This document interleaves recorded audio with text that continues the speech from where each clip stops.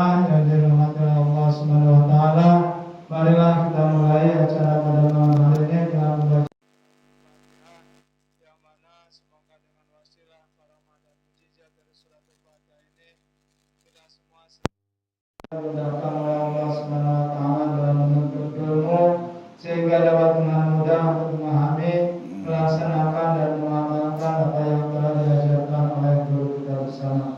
Alhamdulillah wa billahi salihah ila hadatin Nabi Mustafa Rasulullah sallallahu alaihi wasallam. Al-Fatihah. A'udzu billahi minasy syaithanir rajim. Bismillahirrahmanirrahim. Alhamdulillahi rabbil alamin. Ar-Rahmanir Rahim. Maliki yaumiddin. Iyyaka na'budu wa iyyaka nasta'in. Ihdinas siratal mustaqim. Siratal ladzina an'amta 'alaihim ghairil maghdubi 'alaihim waladdallin. Amin. Untuk selanjutnya Bapak kami persilakan pada guru kita bersama Al-Mukarram Bapak Ustaz Haji Hasan Musambit. Sallallahu ala Muhammad. Allahumma shalli Muhammad. Assalamualaikum warahmatullahi wabarakatuh. Innal hamdalillah wa syukra lillah wassalatu wassalamu ala Rasulillah Muhammad Abdillah wa ala alihi wa sahbihi wa mawala. La haula wa la quwwata illa billahil aliyyil. Subhanaka la ilma lana illa ma 'allamtana innaka antal alimul hakim. Rabbi shrah li sadri wa yassir li amri wahlul 'uqdatam min lisani yafqahu qawli. Ya Fatahu ya Alim iftah 'alaina futuhal 'arifin. Allahumma inna nas'aluka fahman nabiyyin wa hifdzal mursalin wa surata ilhamil muqarrabin. Yang saya hormati jamaah sholat maghrib mushola Asyariah, wabil khusus para kiai, para ustadz, para sesepuh dan juga pengurus DKM mushola Asyariah. Mudah-mudahan kita semua di sini selalu mendapat rahmat dari Allah Subhanahu wa taala. Amin. Mendapat maghfirah, ampunan dan keberkahan. Amin ya rabbal alamin. Bapak-bapak jamaah yang saya muliakan, alhamdulillah kita panjatkan puji syukur kita kehadirat Allah Subhanahu wa taala atas karunia nikmat yang sangat luar biasa. Wabil khusus nikmat iman, nikmat Islam, serta nikmat sehat wal afiat. Sehingga dengan nikmat-nikmat tersebut kita dapat melaksanakan kewajiban kita sebagai hamba Allah Subhanahu wa taala, yaitu beribadah, dan juga kita bisa melakukan aktivitas kita keseharian, yang mana kesemuanya itu tidak lain tidak bukan tujuannya adalah untuk mencari ridha Allah Subhanahu wa taala. Salawat beserta salam kita aturkan, kita limpahkan kepada junjungan Nabi kita Nabi Muhammad sallallahu alaihi wasallam. Mudah-mudahan kita sebagai umatnya dapat melaksanakan apa yang dicontohkan oleh Nabi kita, baik perbuatan maupun ucapan, sehingga kita akan dicintai oleh Allah Subhanahu wa taala sebagaimana yang difirmankan oleh Allah Subhanahu wa taala bahwasanya ketika kita ingin dicintai oleh Allah Subhanahu wa taala, maka fattabi'uni yuhibbukumullah. Ikutilah aku, kata Nabi, niscaya Allah akan mencintai kita semua. Wa yaghfir lakum dulu selain kita dicintai oleh Allah, kita pun akan mendapat ampunan dari Allah Subhanahu wa Ta'ala. Oleh karena itu, marilah kita berusaha sekuat tenaga untuk dapat melaksanakan sunnah Rasulullah Sallallahu Alaihi Wasallam. Bapak-bapak serta anak ibu-ibu yang dirahmati oleh Allah Subhanahu wa Ta'ala. Pada kesempatan yang begini, mohon maaf, saya di WA oleh Pak Ustadz Eko untuk membadalkan di Sidang Fikri yang pada saat ini sedang menunaikan ibadah haji. Yang kita doakan mudah-mudahan beliau selalu diberi kesehatan oleh Allah Subhanahu wa Ta'ala, kembali ke tanah air dalam keadaan selamat dan menjadi haji yang mabrur dan umroh yang mabrur. Amin ya rabbal alamin. Serta saudara-saudara kita juga, teman-teman kita, tetangga kita juga yang sedang menunaikan ibadah haji, mudah-mudahan mereka pun sama diberi kemudahan, kesehatan, kembali ke tanah suci dalam keadaan selamat, menjadi haji yang mabrur dan umroh yang mabrur. Amin ya rabbal alamin. Kita yang belum, mudah-mudahan insyaallah yang namanya panggilan nggak kaya nggak miskin. Yang panggilan itu qudratullah, kekuasaan Allah Subhanahu wa Ta'ala. Yang penting punya tekad, yang penting punya keinginan. Kalau kita mempunyai keinginan, tekad, insyaallah di situ ada jalan untuk dipermudah menuju tanah suci. Saya sampaikan kepada Pak Ustadz Eko, kajiannya apa? Beliau menyampaikan kitab Subul Salam. Bulughul Maram. Bulughul Maram. Syarahnya Subul Salam. Nah, terus udah. Tapi kata Ustadz Eko, terserah Ustadz, mau yang disolid terserah. Udah, nanti kondisional aja. Oleh karena itu, nanti kalau saya baca kitab Bulughul Maram atau syaratnya Subul Salam, nanti kalau terputus takutnya nanti kurang paham, nanti sajidahnya ini lagi ya jadi ketumpuan. Oleh karena itu saya akan membahas di dalam kitab Riyadhus Shalihin Babul Mujahadah, bab tentang kita diperintahkan untuk bersungguh-sungguh. Dalam hal ini kita sebagai manusia di dalam kehidupan ini mempunyai beberapa keinginan. Keinginan itu ada yang tinggi, ada yang biasa-biasa aja, ada yang keinginan dapat syukur, nggak dapat juga tidak apa-apa. Ketika kita ingin sesuatu yang tinggi, diperlukan kesungguhan.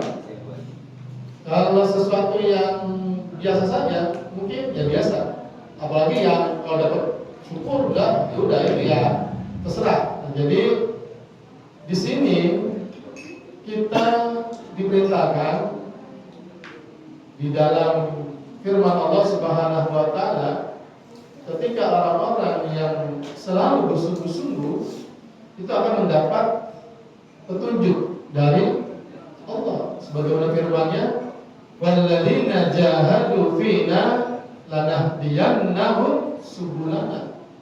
Orang-orang yang mereka bersungguh-sungguh di dalam agama kami, artinya di dalam perjuangan kami, di dalam melakukan perintah-perintah kami, menjauhi segala larangan-larangan kami, lanahdiyannahum subulana, maka mereka akan mendapat petunjuk, mendapat petunjuk dalam menempuh jalan kami.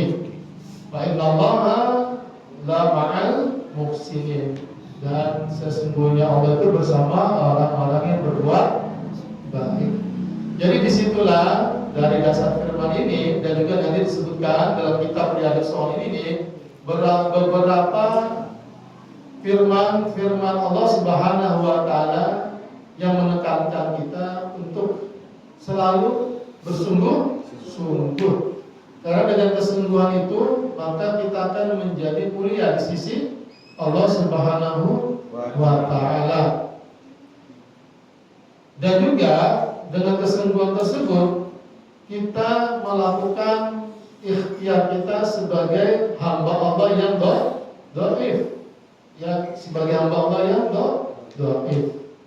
Karena ketika kita mengakui kedhaifan kita, kelemahan kita, pastilah kita berusaha. Kecuali kalau kita sudah merasa kuat, nah itu santai-santai aja. Kalau orang yang sudah merasa kuat, sudah merasa bangga diri, itu identik dengan sesuatu yang meremehkan, hal-hal yang kita anggap luar biasa, tapi dia menganggapnya biasa. Lalu firman Allah Subhanahu wa Ta'ala, wa'bud rabbaka hatta ya'tiyakal yaqin.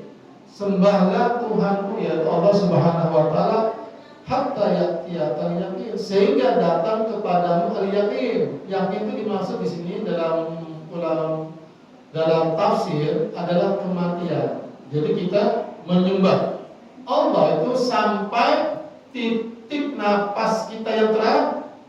Teruslah sungguh-sungguh dalam menyembah Allah Subhanahu wa Ta'ala. Dan di dalam firman yang lain pun disebutkan bahwasanya Isma rabbika wa tabattal ilaihi tabtila.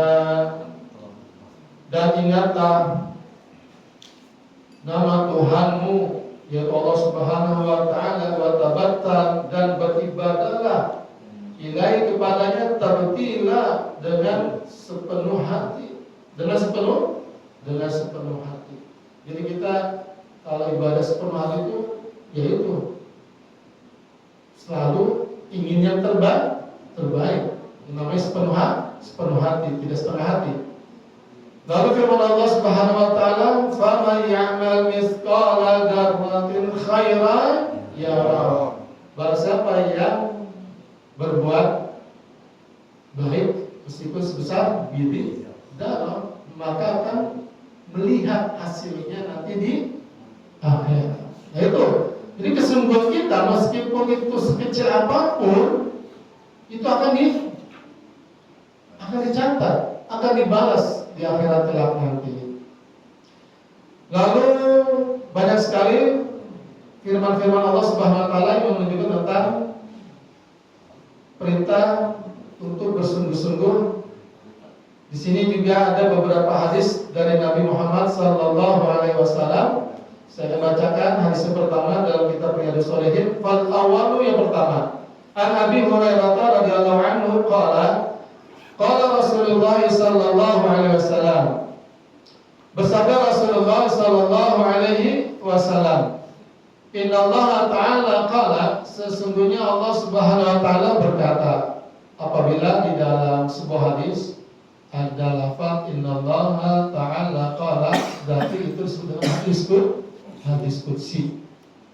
Man 'ada li waliyan, nah ini, barang siapa yang memusuhi kekasihku. Nah, man 'ada li waliyan, barang siapa yang memusuhi kekasihku, faqad adzantuhu bil harb, maka aku izinkan dia untuk kuperangi. Artinya apa? Artinya di situ ketika kita menyakiti kekasih-kekasih Allah Subhanahu wa Ta'ala, disitulah Allah akan membalas perbuatan orang-orang yang menyakiti kekasih Allah. Itu ya, banyak contoh-contoh yang diperlihatkan kepada kita. Orang-orang yang menyakiti kekasih Allah langsung dibalas cash, ya, di dunia dibalasnya, di dunia dibalasnya. Jadi jangan coba-coba kita menyakiti kekasih Allah atau memusuhi kekasih Allah. Ini syahidnya, yaitu ini yang berkaitan dengan mujahadah. Wa ma taqarraba ilayya 'abdi bisyai'in ahabba ilayya mimma aftaratu alaihi wa ma yazalu 'abdi yataqarrabu ilayya bin nawafil hatta uhibbah. Di sini disebutkan bahwasanya tidaklah seorang hamba mendekatkan diriku kepadaku dengan sesuatu sampai aku mencintainya dari apa-apa yang aku wajibkan kepadanya. Artinya apa?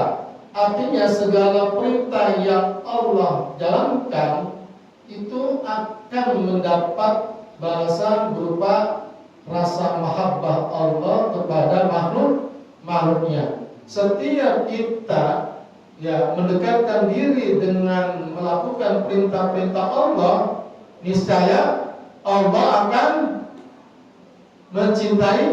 mencintai kita.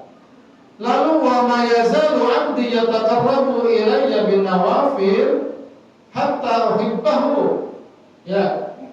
Seorang hamba senantiasa melakukan pendekatan dirinya kepadaku dengan apa?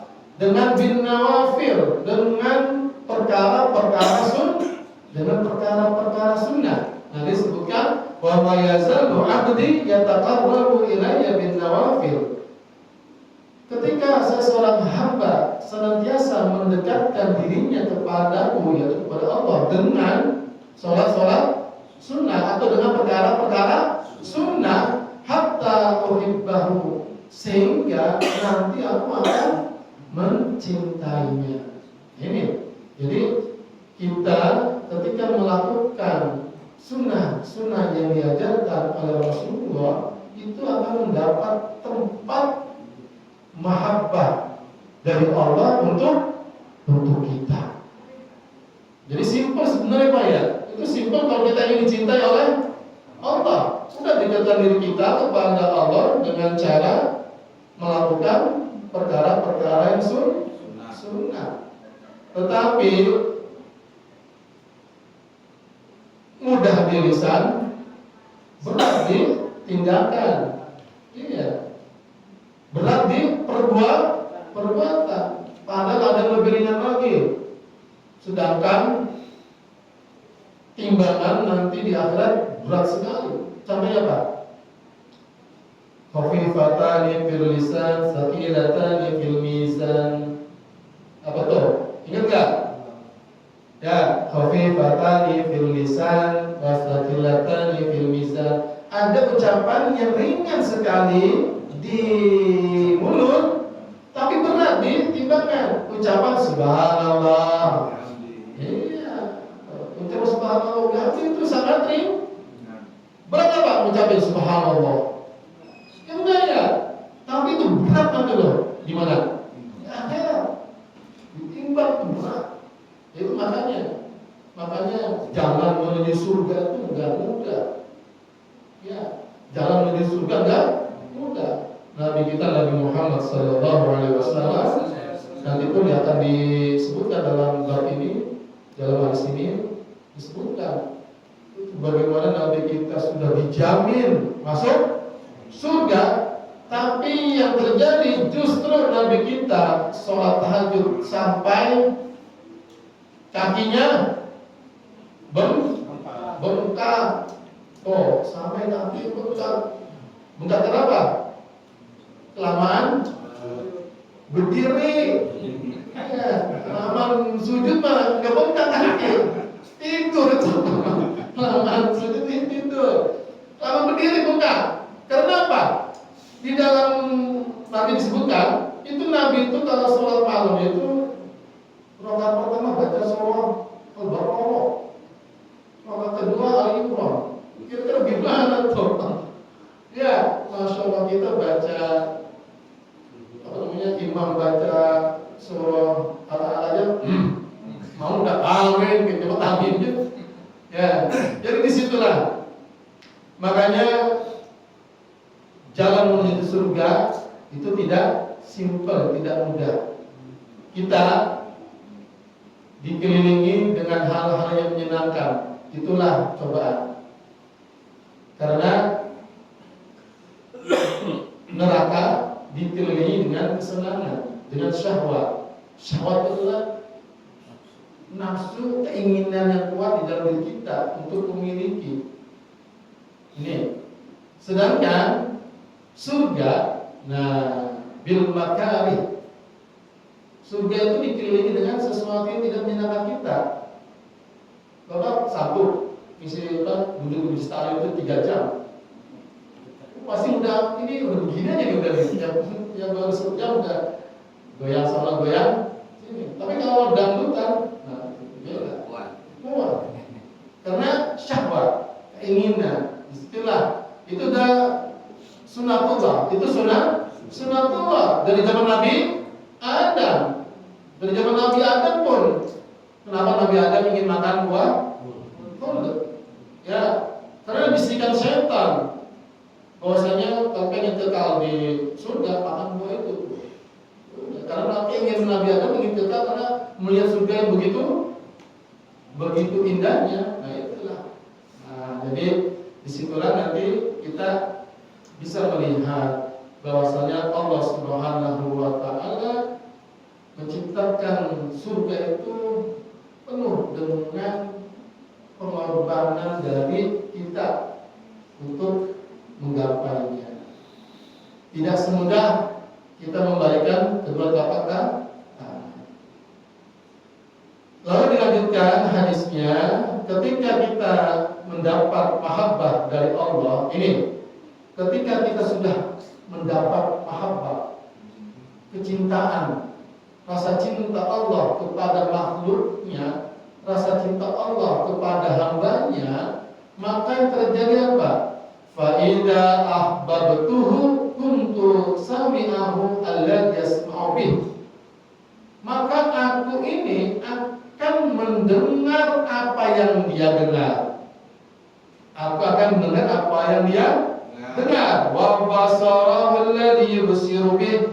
Dan aku melihat apa yang dia lihat. Wa yadahu allati yabtishu biha, dan tangannya yang dia memukul dengannya. Wa rijlahu allati yamshi biha, dan dengan kakinya yang dia berjalan dengan kaki tersebut. Wa in sa'alani, dan jika dia meminta memohon, a'taitahu, maka aku mengabulkannya, maka aku memberikannya.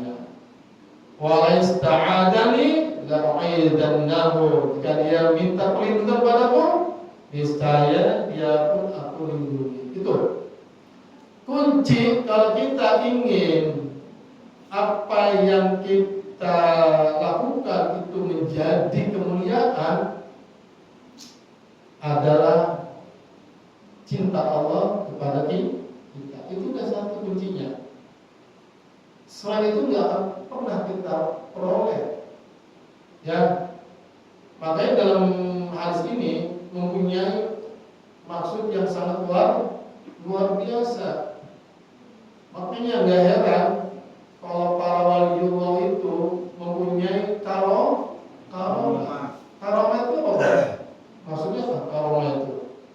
Karomah itu kalau kita bahasanya tuh, ya kalau kita itu adalah sesuatu yang di luar nalar ya. Kalau dalam istilah bahasa Arab ya karomah adalah kemuliaan. Tapi kalau dari segi pengertian itu adalah merupakan segala sesuatu yang di luar nalar. Contohnya orang bisa berjalan di atas air, di laut, ya di sungai, hidup di dalam laut, bisa terbang. Itu merupakan karomah. Kalau Nabi sebut bisa. Kenapa mereka bisa begitu? Ya karena yang bertindak bukan mereka, yang bertindak Allah langsung. Wa yadahu allati yabtishu biha. Jadi yang tangannya itu sebagai perantara, tapi yang melakukan adalah Allah. Ya makanya segala sesuatu yang ada di dunia ini, jika Allah kehendak pun, makanya di dunia ini cuma ada di 2 huruf. Apa tuh? Kaf dan nun. Kaf dan nun. Ya. Jadi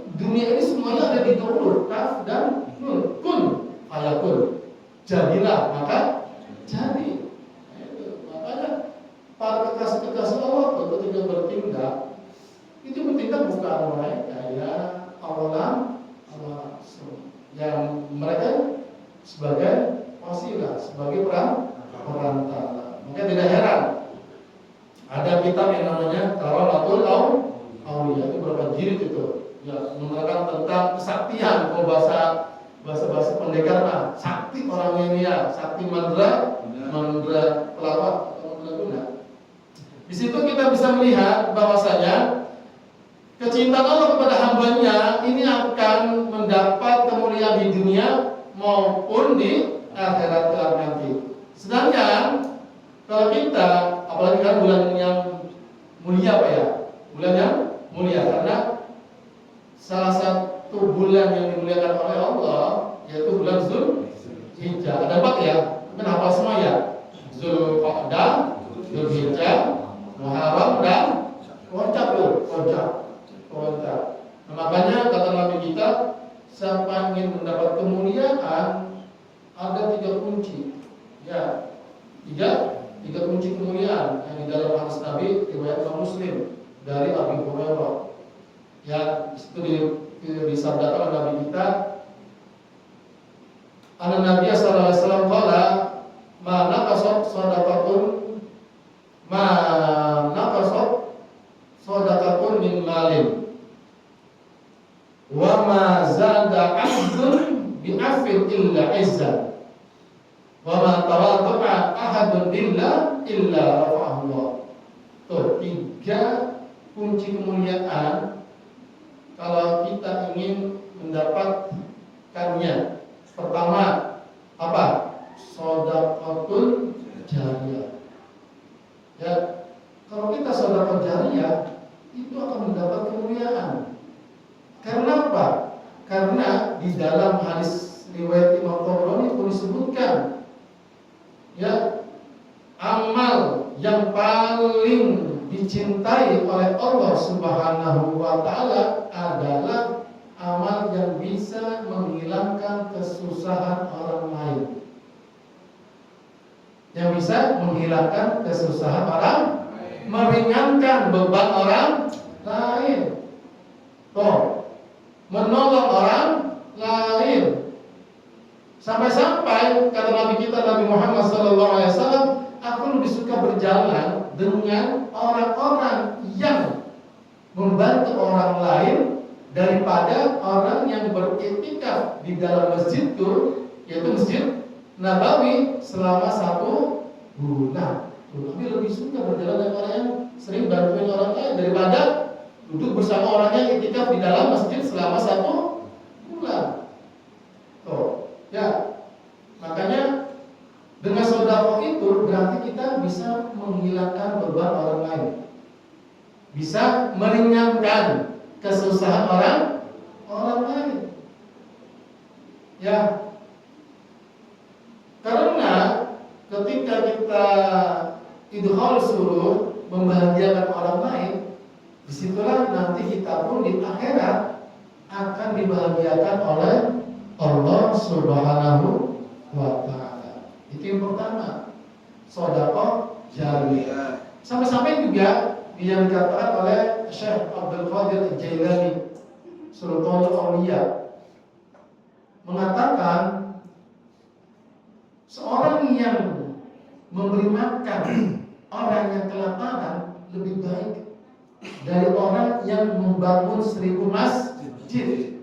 Oh, ini apa namanya, ucapan yang paling simpel tapi sangat apa namanya, sangat luar biasa.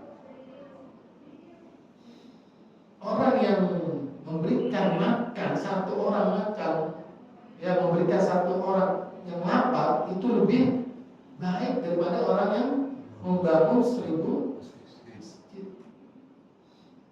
Itu kata Syekh Abdul Qadir Al-Jailani. Ini suara apa ya? Emang Isya di berapa nih ya? Jam 7. Yang ini Mas. Oh gitu ya? Iya. Ini udah ada bel itu, ya, pengajian udah mulai, selesai gitu. Ya. Nah jadi ketika kita menghilangkan dosa seseorang lain, insya Allah kita akan mendapat kemuliaan. Nah, jadi dengan sedekah tadi, itu pertama. Yang kedua, tadi apa? Ya, amazadallahu abdan bi'afin illa izza. Pemaaf. Ketika orang itu menjadi pemaaf, maka Allah akan menambahkan kemuliaannya. Jadi pemaaf itu nggak ada nggak ada batasannya. Arti pemaaf itu adalah apabila dia mampu membalasnya, tapi dia tidak melakukannya. Contohnya dia dihina, dicaci, difitnah, dia mampu membalasnya, tapi dia tidak melakukannya. Disitulah sifat pemaaf. Karena dengan sifat pemaaf itu, maka kita pun akan seperti sifat nubuwah, kenabian. Para nabi itu masya Allah, pemaafnya luar, sampai-sampai ada yang diberi gelar dengan ulul azmi. Ya, Nabi Muhammad sallallahu alaihi wasallam baginda kita, ya, dilempari kotoran, dilempari batu sampai keningnya berdarah. Sama-sama malaikat turun tangan ingin menghancurkan desa tersebut, tapi kata Nabi, jangan. Tapi siapa tahu dari mereka akan ada yang akan memperjuangkan Islam. Itu pemaaf yang sangat luar biasa. Jadi pemaaf itu adalah sebenarnya kita mampu untuk melakukannya, tapi kita tidak melakukannya. Itu yang kedua, pemaaf. Maka kita akan menjadi orang yang mulia. Karena dengan pemaaf pun kita hati jadi tenang, kan? Ya, coba dah. Hati kita ini kita jadikan lapang gitu ya. Itu hidup tuh tenang, adem, anyem, daripada hati yang sering dengki, marah, emosi. Wah itu ribet dah hidupnya. Itu kalau gitu ribet hidupnya. Dikit ngelihat tetangga begitu, emosi banyak.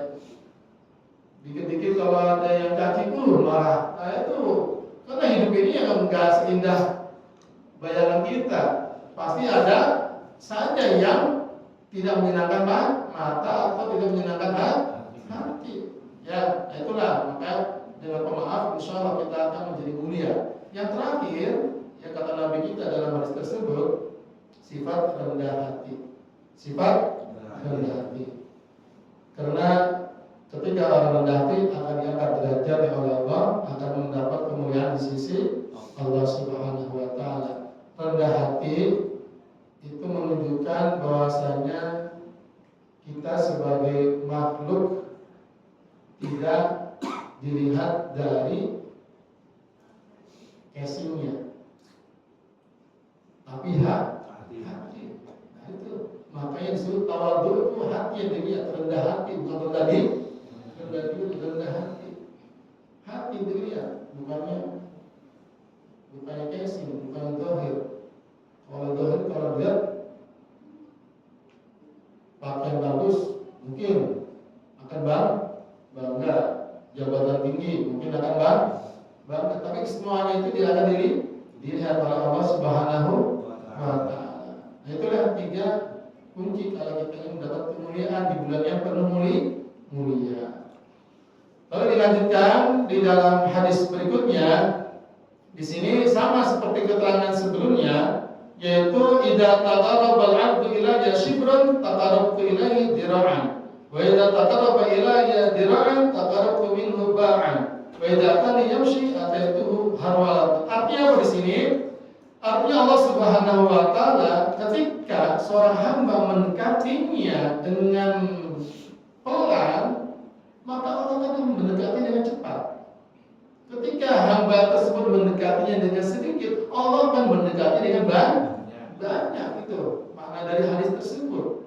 Ya, kalau dalam istilah akidah, keyakinan, ini apakah Allah mempunyai jarak bertempat? Nah ini nanti kalau tenaga akidah siapa yang isinya? Nah, itu kalau kita meyakini Allah itu bertempat, itu hati-hati, itu bisa kufur karena Allah tidak bertempat. Nah, ini cuma sekedar untuk memahami. Ya, karena di sini kan seakan-akan Allah itu ada jarak ya antara hamba dengan penciptanya. Shibron segini, ziraan segini. Ya, itu kayak ada jarak. Padahal Allah itu tidak mempunyai tempat. Nah, ini ya nanti artinya ini cuma sebagai untuk kita dapat memahami. Semakin kita dekat dengan Allah, Allah pun akan lebih dekat dengan kita. Ya, gitu. Lalu ini artinya yang berkaitan dengan judulnya mujahadah, bersungguh-sungguh. Ketika kita bersungguh-sungguh mendekatkan diri kita kepada Allah dengan hal yang sederhana, tapi Allah melihatnya itu adalah hal yang luar biasa. Itulah. Ya. Ketika kita memberikan kamu contohnya itu air putih, tapi menganggap waduh ini kok namanya ikramudriyo, memuliakan tamu, berarti itu sangat sesuatu yang luar biasa. Padahal cuma air putih, tapi itu sudah mengamalkan sunnah Rasulullah Sallallahu Alaihi Wasallam. Setiap tamu yang datang hidangkanlah meskipun air putih. Itu jadinya segala sesuatu yang kita anggap itu biasa, tapi di mata Allah, di hadapan Allah, itu akan menjadi hal yang sangat luar biasa. Makanya di dalam Manaqib Imam Ghazali itu pernah diceritakan penyebab salah satu ya Imam Ghazali ini mendapat tempat di dalam surga. Itu gara-gara apa? Membiarkan lalat yang nempel di tinta itu dibiarkan tuh, ya tidak diusir. Itu penyebabnya. Kenapa? Karena kasihan ketika minum tinta itu jangan diusir. Nah, dari situlah pada itu ada perbuatan yang sepele, membiarkan alat minum tintanya. Ya. Nah, disitulah makanya sekali-kali kita jangan sampai meremehkan kebaikan yang kecil. Karena dengan kebaikan yang kecil itu siapa tahu kebaikan yang kecil itu bisa membawa rahmat Allah Subhanahu wa Ta'ala. Kebaikan yang banyak belum tentu rahmat Allah turun kepadanya. Tapi ketika kebaikan itu sedikit, tapi kita dengan penuh keikhlasan, penuh rasa kasih sayang, itu akan menurunkan rahmat Allah kepada kita. Sehingga dengan rahmat Allah kita akan selamat di akhirat. Bapak percaya kan bahwasanya yang menyelamatkan kita itu bukan amal, Pak ya? Sepakat nggak, Pak? Ya, bukan amal, Pak. Bapak mau jedak-jeduk sujud juga itu kalau belum mendapat rahmat dari Allah untuk masuk surga, nggak akan masuk surga. Kan itu ada kisahnya ketika Nabi Muhammad SAW, ya, saking tawadhunya Nabi Muhammad mengatakan, aku masuk surga itu pun gara-gara rahmat Allah. Itu saking tawadhunya Nabi Muhammad SAW. Ya. Jadi jangan menyepelekan perbuatan yang kecil. Kita menghidangkan air, ya siapa tahu itu adalah kasih sayang Allah turun kepada kita, sehingga dengan perbuatan itu kita akan bisa selamat nanti di akhirat. Hadis yang ketiga, An Ibnu Abbas radhiyallahu anhu qala Rasulullah sallallahu alaihi wasallam. Saya melihat waktu salat Isya tinggal 5 menit lagi masuk di sini.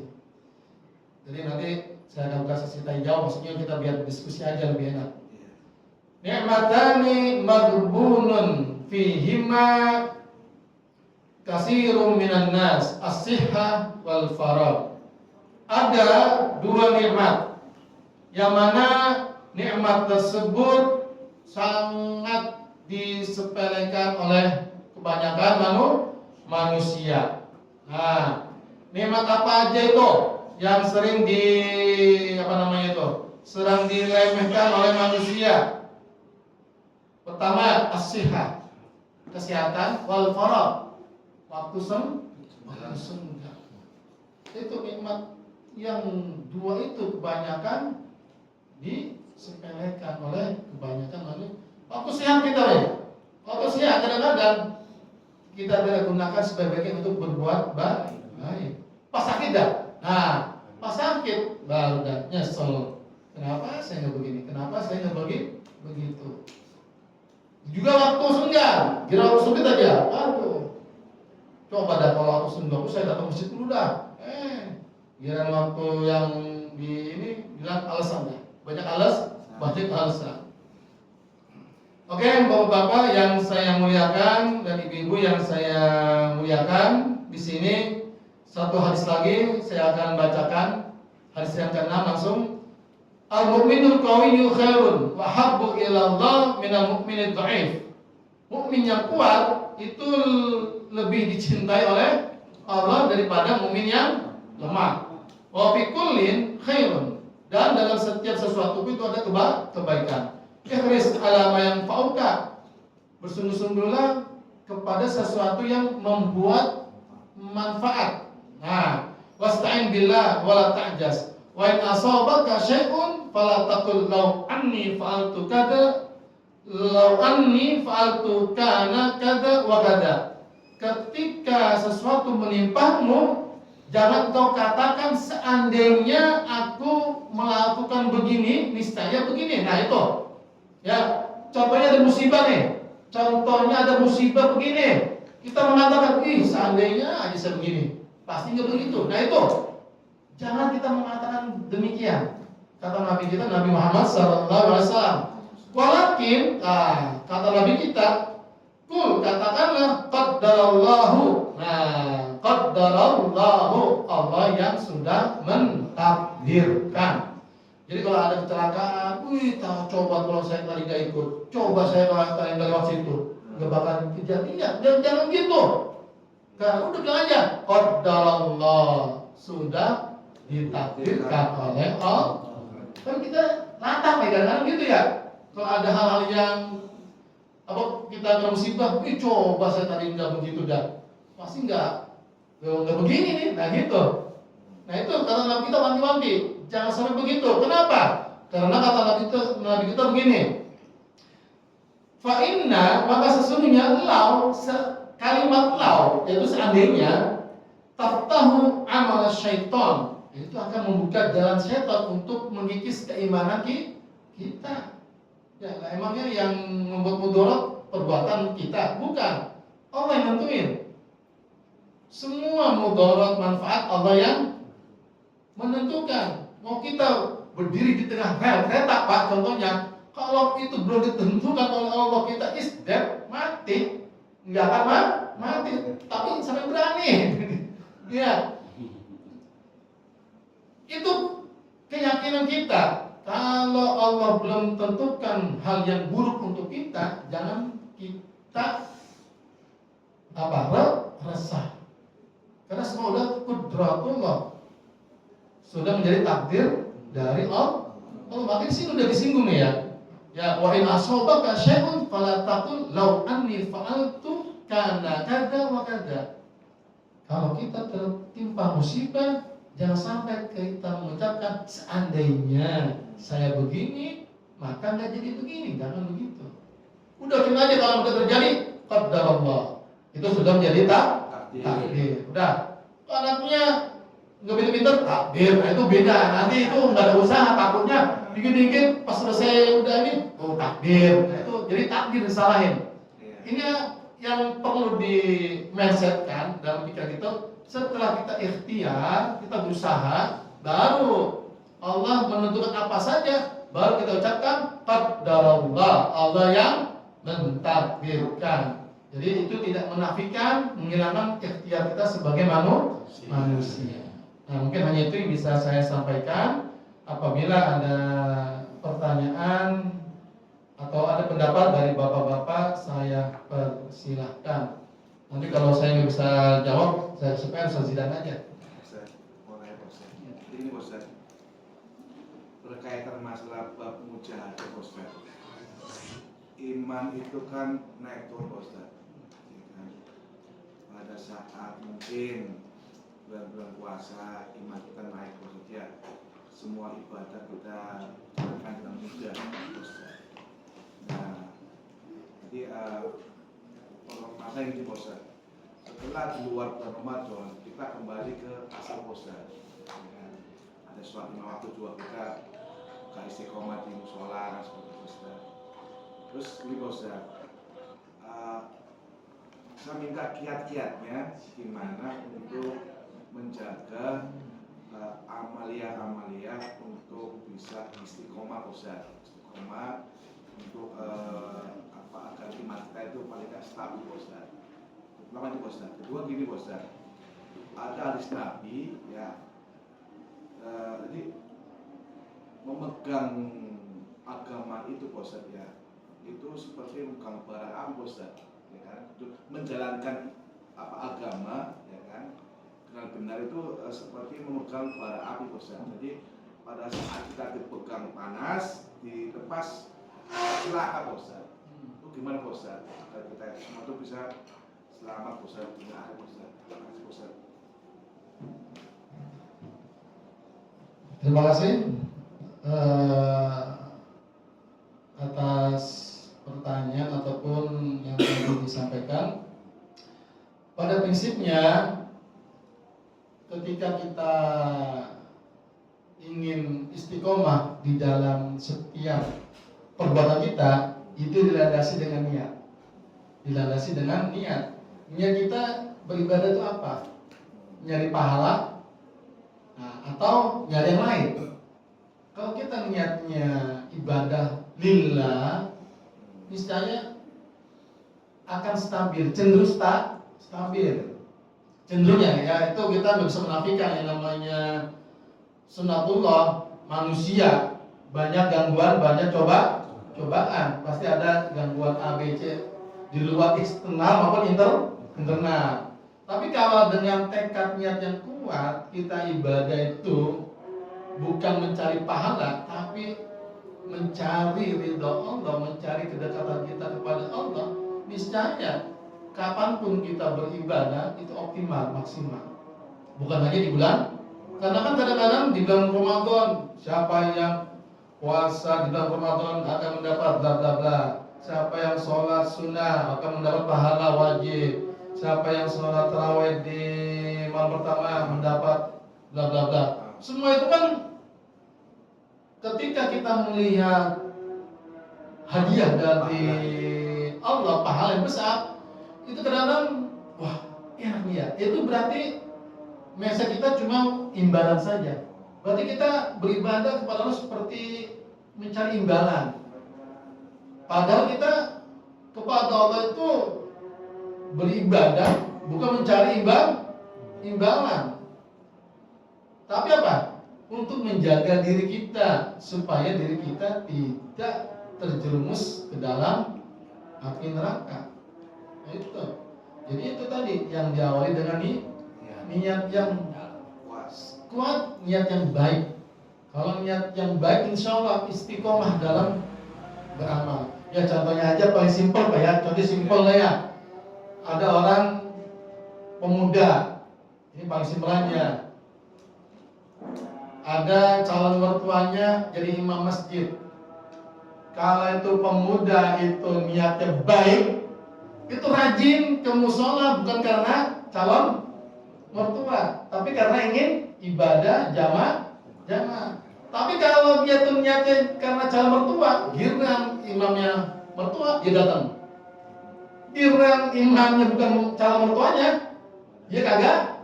Nah itu ciri ibadah yang cuma mencari sesuatu. Nah makanya kalau kita ibadah niatnya bukan karena pahala, insya Allah kita akan ibadahnya stabil ya. Kita nggak bisa menafikan turun naik. Al imanu yazidu wa yanqus. Itu udah menjadi sunatullah. Ya, manusia Pak, manusia. Ya, manusia.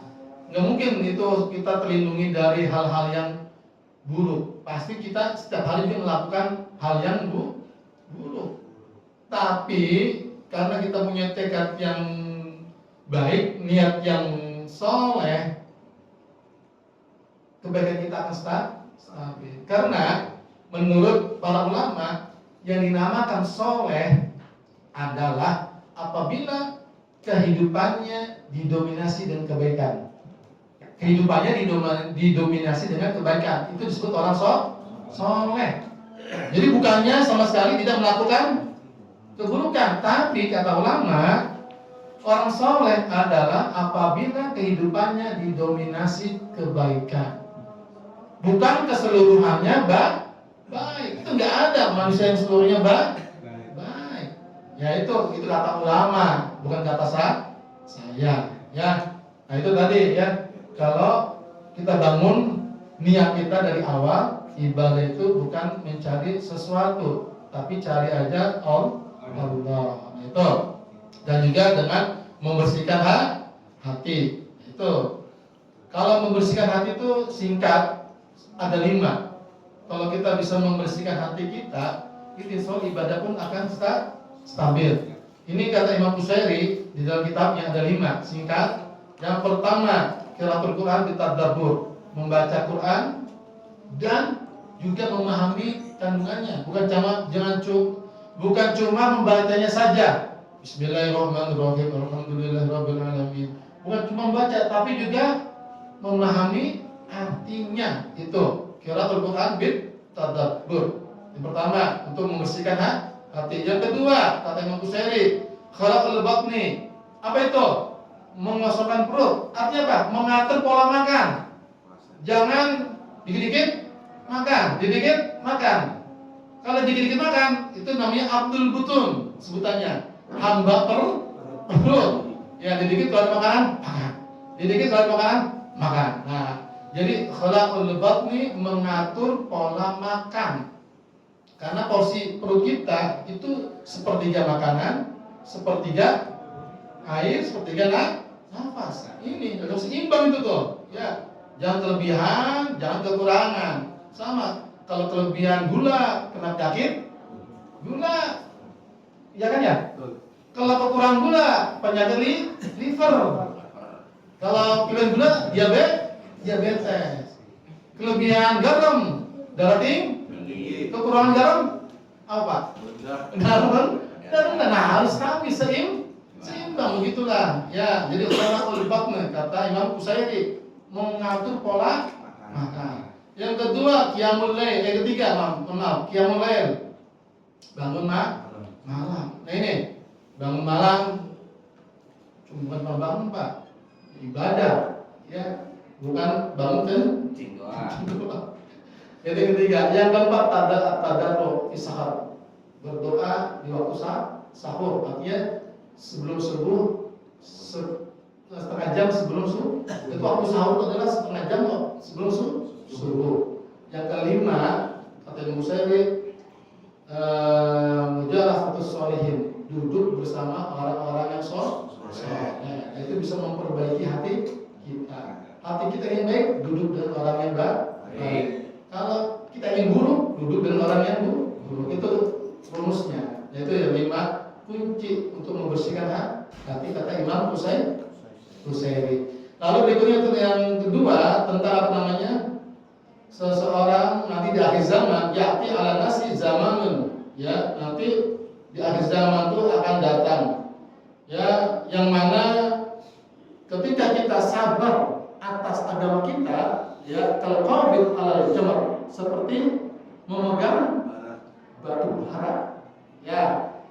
Jadi berpegang teguh, orang-orang yang berpegang teguh kepada agamanya, dia seperti memegang batu bara. Artinya dunia yang semakin banyak fitnahnya, apabila kita bisa melewatinya, itu kita akan selamat. Ya, jadi yang tadi yang awal saya sampaikan, ya, ketika kita benar-benar memegang teguh atas prinsip agama, itu banyak yang tidak kuat. Ya kan ya, coba megang batu bara kan sampai kuat Pak.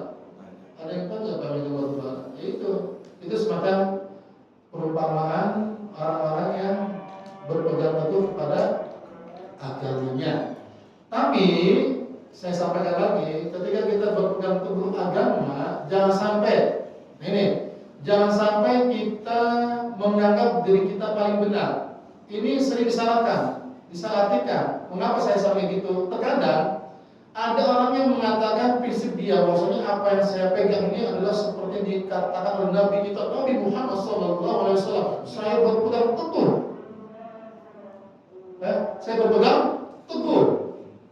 Sampai-sampai mengatakan orang yang di luar paham dia, ente dia pegang teguh dalam agama ente, nggak seperti saya. Nah ini yang akibatnya nanti akan ada perpecahan, menganggap dirinya paling benar. Sedangkan agama itu universal, artinya banyak pemahaman-pemahaman yang tidak perlu kita saling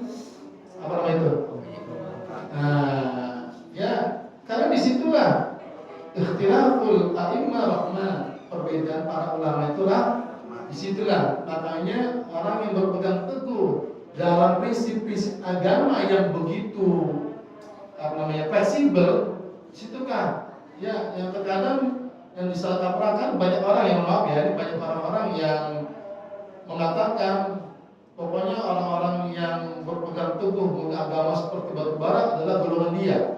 Yang lain kalah semua. Itulah yang tidak benar dalam pemikirannya. Ya, jadi yang dimaksud dari hadis tersebut adalah yang benar-benar memegang teguh prinsip-prinsip agama, yang situ banyak sekali ajaran-ajaran agama, yang mana ajaran agama tersebut adalah fleksibel. Artinya fleksibel bukan berarti agama mengikuti zaman. Tetap agama itu membentengi zaman, bukan agama mengikuti zaman, tapi agama menjaga zaman. Fleksibel itu jadi setiap ada permasalahan, disitulah agama akan muncul menjadi solusi.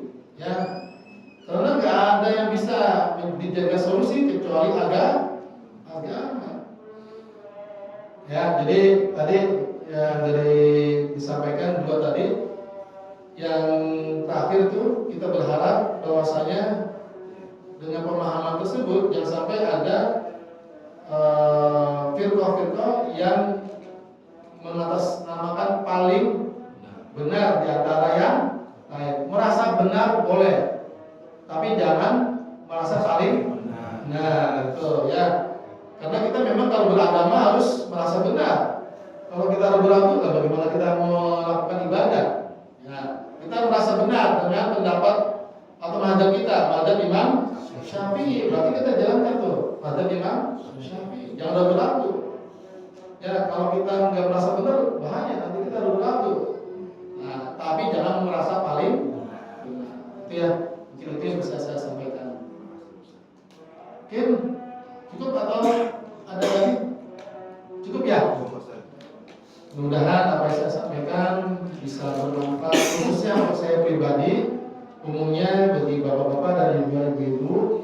Mudah-mudahan apa yang kita lakukan hari ini, malam ini, Allah menurunkan rahmatnya untuk kita, Allah menurunkan maghfirah untuk kita, dan juga mudah-mudahan kita bisa selamat dunia akhirat. Alhamdulillah wa ala kulli nabi sallallahu alaihi wasallam Nabi Muhammad sallallahu alaihi wasallam. Bismillahirrahmanirrahim.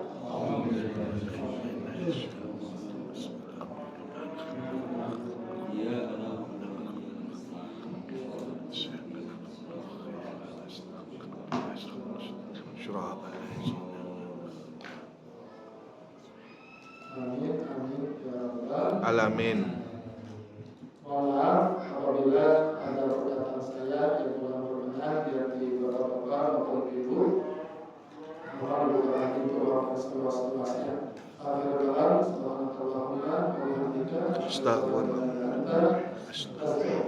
Wa atubu ilaik. Waalaikumsalam warahmatullahi wabarakatuh.